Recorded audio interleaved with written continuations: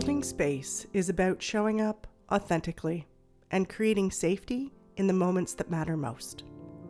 From parenting littles to navigating friendships and partnerships, I reframe tantrums, conflicts, and messy feelings as invitations to connection. I'm Julia Clark, a psychotherapist and play therapist with over 30 years of experience walking alongside children, families, and the people who care for them. Each episode explores the building blocks of emotional literacy, co-regulation, and boundaries, while honoring the intergenerational stories we carry within. Blending science with lived wisdom, I believe growth is playful, healing is possible, and we are all learning together.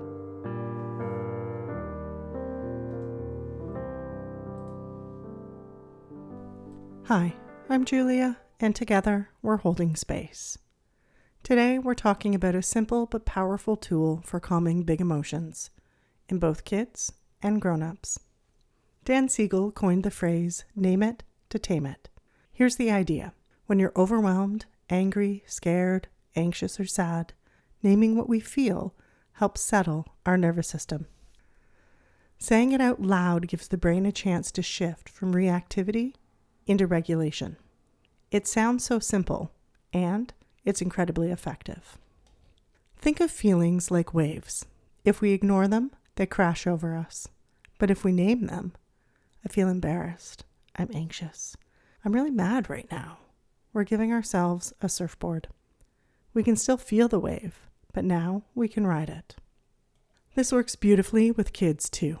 When a child is melting down and we say, I wonder if you're feeling really mad because it's hard to stop playing. We're not just describing, we're helping them organize the storm inside. It's not about fixing the feeling, it's about meeting it with language. Deepening into the practice. This might sound straightforward, but for many of us, naming feelings is a skill we were never taught. Some of us grew up in homes where feelings were seen as too much or a problem to fix. We might have heard things like, don't cry, stop being angry, calm down, or harsher ones. Stop crying or I'll give you something to cry about. Suck it up, the world's not fair. No one wants to be around you when you're like this. Growing up with phrases like these conditioned us to feel vulnerable, not only when feeling emotions, but especially when naming them out loud. So it's not surprising that it can feel tender to say, I'm feeling really anxious right now. Can you give me a moment to breathe? Or, I'm feeling sad. I could really use a hug. But this practice is an invitation to build trust with yourself and with those you love. It teaches your nervous system that it's safe to notice what's happening inside, safe to name it, safe to be present with it. What this looks like in action. Take a breath with me now. Inhale. Exhale. Place a hand on your chest or belly if that feels okay. Notice what's there. Is there tightness, restlessness, warmth, coolness? You might say softly, right now I feel tension in my shoulders. I think I'm carrying worry. Or, there's a flutter in my belly. I think I'm feeling excited and a bit nervous. In daily life, it could look like, with your child, I wonder if you're frustrated because you wanted to keep building with your Lego. With your partner, I'm feeling hurt and I need a moment to share what's coming up for me. With yourself, I'm feeling overwhelmed and it's okay to take a pause and just feel. These aren't magic words, but they are bridge builders. They help us ride the wave of the feeling instead of being swallowed by it. Take a moment to breathe again. Inhale. Exhale. Now, gently close your eyes if that feels comfortable. Bring one hand up to your heart or rest your hands in your lap. Let's do a slow body scan together. Start at the tips of your toes. Do you notice any tingling, warmth, or coolness. Move up through your feet, your ankles. Slowly bring awareness into your calves, your shins, your knees.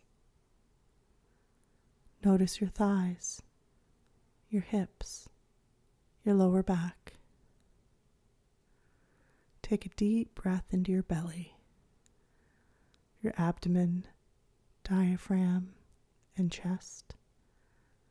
Is there tightness, heaviness, or ease? Bring attention to your shoulders. Are they lifted, tense, or soft? Scan down your arms, elbows, wrists, all the way into your fingers. Notice your neck, your jaw, your mouth. Let your awareness move up to your cheeks, eyes, forehead, and the crown of your head. See if a sensation, word, or image comes to mind. If it does, let yourself softly name it. I feel. Notice what happens in your body as you give it a name. Does your breath soften? Does your jaw unclench? Do your shoulders release, even a little? This is practicing emotional awareness, practicing nervous system safety, practicing connection with yourself. And this is at the heart of Name It to Tame It. It isn't about fixing the feeling or making it disappear. It's about giving the feeling a name so it has a place, a shape, and a pathway through. Here's some everyday examples. A parenting example. You're buckling your toddler into the car seat and they arch their back, screaming. Your chest tightens, frustration rises. The urge is to say, "Stop it, we're late." Instead, you pause, hand on your chest. I'm feeling frustrated. This is hard. And to your child, I wonder if you're mad because you don't want to leave right now. That simple naming helps you both feel seen and the storm passes faster. A couple's example. You're at dinner and your partner checks their phone for the third time. A wave of hurt rises. You want to say, "You don't care about me." You breathe. Notice the heaviness in your chest, and instead you say, "I feel lonely right now. I was hoping we'd have this time just for us." Naming it opens the door to repair instead of shutting it with blame. A teacher example. You're in a staff meeting and two colleagues start debating heatedly. Your stomach knots, your pulse quickens. You pause, notice, and say to yourself, "I'm feeling anxious. Conflict makes me uneasy." Later, you model this with your students. I'm noticing I feel distracted by the noise. Let's take a calm moment together. You're not just taming your own reaction. You're showing the kids that feelings can be noticed and named safely. A therapist example. A client shares something deeply vulnerable, and you notice tears welling in your own eyes. You take a breath and you silently name it. I feel sadness. I want to hold this carefully. This internal naming helps you stay grounded and present, so your client feels seen, not overwhelmed. Why this matters. This is what Name It to Tame It is all about. When we use emotional language, we anchor ourselves in the moment. We shift from reactivity to regulation. We create bridges between ourselves, our children, our partners, and our classrooms. We remind our nervous system it's safe to feel. Feelings that are named can be felt and moved through. Feelings that remain unnamed get acted out. Closing reflection. So, take one last breath with me now. Inhale. Exhale. Hand on your heart if that feels okay, and ask yourself softly, what am I feeling right now?